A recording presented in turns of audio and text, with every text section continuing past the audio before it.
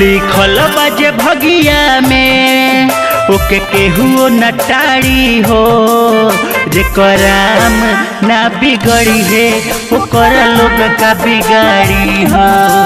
जेकर राम ना बिगड़ी है ओकर लोग का बिगाड़ी हो।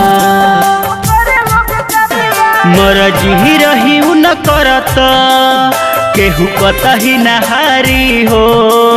जेकर राम ना बिगड़ी है ओकर लोग का बिगाड़ी हो। जेकर राम ना बिगड़ी है ओकर लोग का बिगाड़ी हो।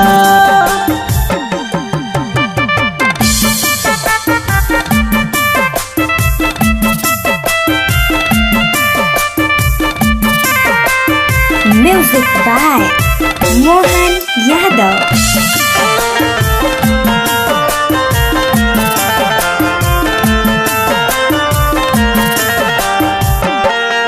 एक दिन भरला सभा में भइले खेला हो गजब बैठी नारी के बदनिया के देखत रहले सब। दिन भरला सभा में भइले खेला हो गजब बैठी नारी के बदनिया के देखत रहले सब।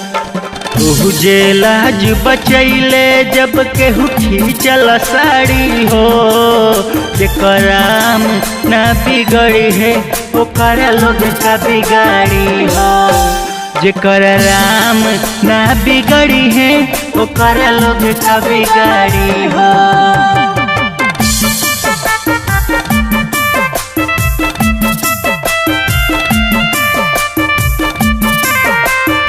Music by Mohan Yadav।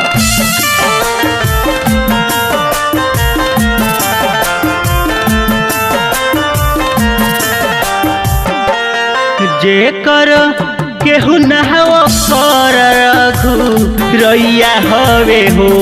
हरज कहिया से हारल के हैया हवे हो। जेकर केहू नहाओ कर रघु रैया हवे हो।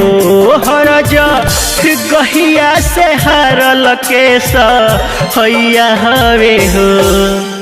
धर्मेंद्र केहू न कहा मरजी के बिना न मारी हो। जेकर राम ना बिगड़ी है ओकर लोग का बिगाड़ी हो।